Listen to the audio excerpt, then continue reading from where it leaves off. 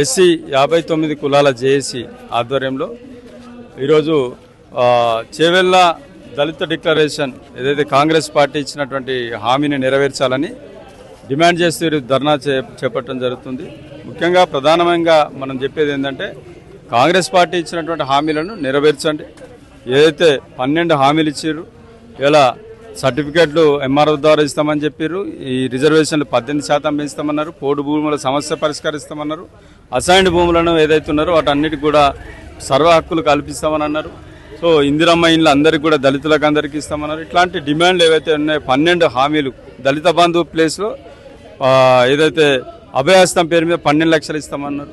ఇవన్నీ కూడా ఈ హామీలను మీరు ఏదైతే ఇది ఒక నవ్వులాటకు కాకుండా సీరియస్గా దళితుల మీద మీకు కన్సర్న్ ఉంటే ఈ హక్కులన్నింటినీ కూడా మీరు మేము అడిగేటువంటి హక్కుగా అడుగుతున్నాం. మీరు ఇచ్చిన హామీలను మేము హక్కుగా అడుగుతున్నాం. ఆ హామీలను నెరవేర్చాలి, లేకపోతే రాబోయే రోజుల్లో పెద్ద ఎత్తున ఈ ఉద్యమాన్ని ముందుకు తీసుకుపోతామని చెప్పేసి ఈ సందర్భంగా మేము డిమాండ్ చేస్తాం. 2.5 సంవత్సరాలు గడిచిపోయింది, ఇంకొక 2 సంవత్సరాలు మిగిలే ఉంది. ఇవాళ అన్ని పెద్ద పెద్ద ప్రాజెక్టులు చేయడానికి మీ దగ్గర డబ్బులు ఉంటాయి, నిధులు ఉంటాయి. మాకు ఎస్సీ సప్లాన్ నిధులు అనేటువంటి సపరేట్గా కేటాయించడానికి చట్టం ఉన్నది. మీరు ఇచ్చినటువంటి హామీలన్నీ కూడా ఆ సప్లాన్ చట్టంలో కేటాయించిన నిధుల నుంచే ఇవ్వచ్చు. మాకు సపరేట్గా మేము బడ్జెట్ ఇవ్వాల్సినటువంటి పని లేదు.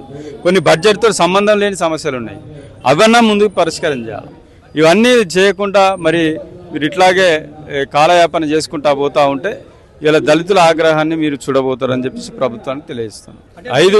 ఐదుగురు మంత్రులు ఉన్నా కానీ ఒక స్పీకర్ ఉన్నప్పటికీ కూడా మా సమస్యలను మళ్ళా మేము ముఖ్యమంత్రికి చెప్పుకోవాల్సిన పరిస్థితి ఏంటి? మేజర్ రిప్రజెంటేషన్ మా దళితుల నుంచి ఇలా చట్టసభలో ఉన్నప్పటికీ కూడా మేము మళ్ళీ రోడెక్కవలసిన పరిస్థితి వచ్చిందంటే మేము దళితులుగా ఆ నాయకులు ఫెయిల్ అయ్యారు అన్నట్లు లెక్క.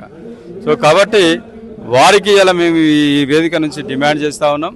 ఫస్ట్ మీ సమస్యలను మీరు ముఖ్యమంత్రి గారి దగ్గర తీసుకుపోయి పరిష్కారం చేయండి, లేదంటే మేము ఈ జేఏసీ ఆధ్వర్యంలో ఈ మంత్రుల ఇండ్ల వద్ద లేదా ఎమ్మెల్యేల దగ్గరికి మేము ఖచ్చితంగా వచ్చి మా యొక్క డిమాండ్లను మీకు తెలియజేస్తాం. అప్పటికి కూడా మీరు పరిష్కరించకపోతే తదుపరి కార్యాచరణ ప్రకటిస్తాం. బాబాసాహెబ్ ఆలోచన విధానాన్ని, అంబేద్కర్ ఆలోచన విధానాన్ని చట్టసభల్లోకి వచ్చినటువంటి వ్యక్తులు ఆలోచన చేసుకొని దాన్ని ఇంప్లిమెంటేషన్ చేయాలి. వాళ్ళకి ఇలా రాజ్యాంగబద్ధంగా ఒక పదవులు వచ్చినాయి, వాళ్ళకు ఈ వ్యవస్థలో అవకాశాలు, ఎందుకంటే దాన్ని ఇంప్లిమెంటేషన్ చేసే పవర్ మీకు వచ్చింది.